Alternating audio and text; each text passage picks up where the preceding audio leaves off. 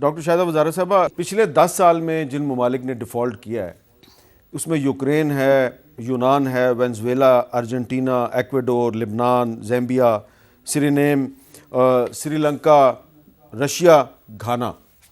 کیا ان سب نے I am F کی وجہ سے ڈیفالٹ کیا ہے؟ دیکھیے یہ تو ہر ایک کے بارے میں آپ کو اسٹڈی کرنا ہوگی. اب مثال کے طور پہ روس جو ہے، رشیا نے آئی ایم ایف کی وجہ سے تو ڈیفالٹ نہیں کیا. دیکھیے اب سری لنکا کا دیکھیے کہ سری لنکا کا مثال دی جاتی ہے کہ اس نے چائنا سے لونز لیے تو اس کا یہ ہو گیا. چائنا کے جو لونز ہیں وہ صرف 10% ہیں سری لنکا کے فارن ڈیٹس کے. اچھا. اور زیادہ تر اس کے ملٹی لیٹرل ایجنسیز کے اس کے لونز ہیں. اس کی وجہ سے وہ تو بجٹری سپورٹ کے لیے ہوتے ہیں.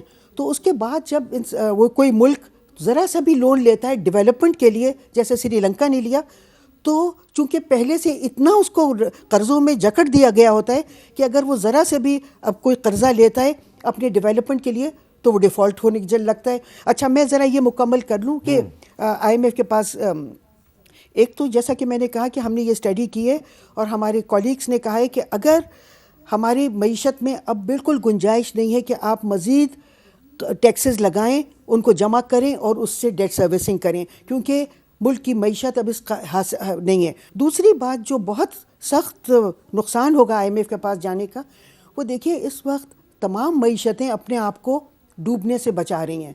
سب کا برا حال ہے، جو آپ نے نام لیے ان سب کا برا حال ہے.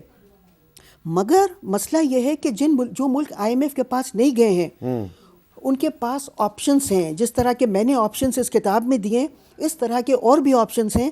تو وہ ملک جو آئی ایم ایف کے پروگرامز پہ نہیں ہیں ان کو آزادی ہے کہ وہ اپنی ڈوبتی ہوئی معیشتوں کو بچا سکیں. آپ نے ایک آپشن دیا کہ پاکستان 5-6 ملکوں کے ساتھ ایک الائنس بنا لے، پاکستان، ٹرکی، ملیشیا، افغانستان، ایران، قطر. تو ٹرکی تو ہے آئی ایم ایف کے ساتھ. جی ٹرکی کو ایکچولی ٹرکی ہے، مگر ٹرکی کی معیشت بہت خراب ہوئی ہے جب سے وہ آئی ایم ایف کے پاس گئی ہے.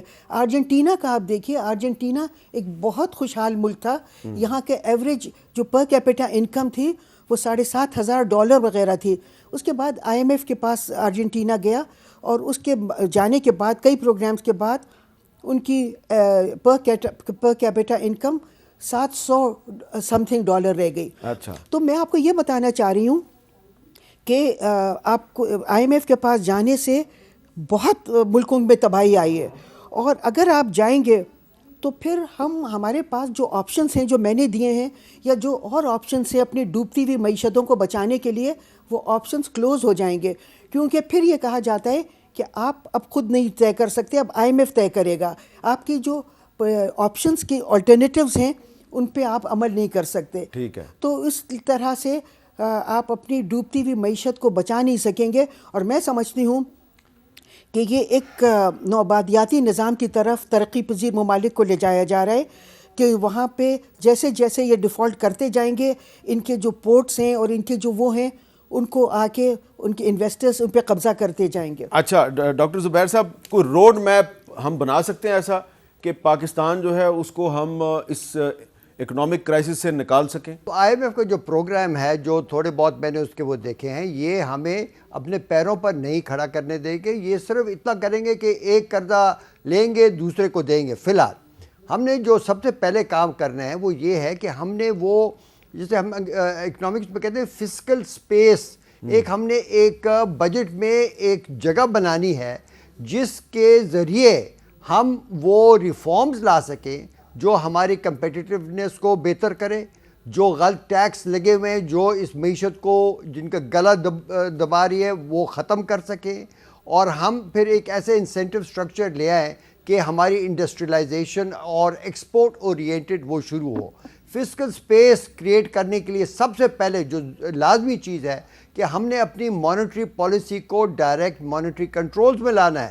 جس چیز کی سمجھ نہیں ہے یہاں پر پاکستان میں کسی کو، یہ اس کو انڈائریکٹ کنٹرول میں لانے کے لیے ریفارمز میں بھی میں نے شروع میں کام کیا تھا جب ڈاکٹر یعقوب گورنر تھے. اب بات یہ ہے کہ ہائی انٹرسٹ ریٹس 16-17% کے انٹرسٹ ریٹ جو ہیں یہ پاکستان کو ڈبو رہے ہیں. ہم بیرونی قرضے کی بات کر رہے ہیں لیکن یہاں پر اندرونی قرضہ جو ہے وہ کئی خربوں روپے ہے اور اس کی مد میں جو صرف سود ہم دے رہے ہیں. حامد آپ نہیں مانیں گے کہ اس بجٹ میں 5.2 خرب روپے ہوگا. 5,200 ارب. یہ ہماری تمام ٹیکس کلیکشن کی کوئی 80% پیسے جو ہیں وہ کمرشل بینکس کو جا رہے ہیں. ہم نے ڈائریکٹ مانیٹری کنٹرولز کے ذریعے فائنینشیل ریپریشن اس کو کہتے ہیں, انٹرسٹ ریٹس کو زبردستی نیچے لا کر ہم نے اتنی سیونگ کریٹ کرنی ہے کہ ہم نے سب سے پہلے بجٹ کا خسارہ ختم کرنا ہے, اس کو کم کرنا ہے, 2-3% پر لانا ہے, اور اس کے ذریعے اور ہم نے ٹیکسز کو جسے کہتے ہیں نا ریسٹرکچر کرنا ہے, جو معیشت کو چلنے دینا ہے. اور تو پہلے تو ہم نے یہ طریقہ کہا. اور ایک اور چیز ساتھ ہی ہم نے, میں نے کہا انرجی کے بغیر تو کوئی چیز نہیں چلتی. آئی پی پیز کے ساتھ جو ایگریمنٹس ہیں وہ سب ریویو ہونے چاہیے. جب تک ہم نے ان کے ساتھ مل کر بیٹھ کر ری نیگوشیٹ نہیں کیا تو پاکستان بالکل آپ سمجھے کہ ہم we are mortgage for life, سمجھے نا. تو یہ لازمی کرنا ہوگا, اس میں کسی کے ساتھ دشمنی نہیں ہے. یہاں پر یہ ایسے ان کو ہم نے مراد دیے ہیں کہ یہ اس گائے کو مار رہے ہیں جس کا دودھ یہ لینا پینا. یہ بڑی اہم بات آپ نے کی ہے.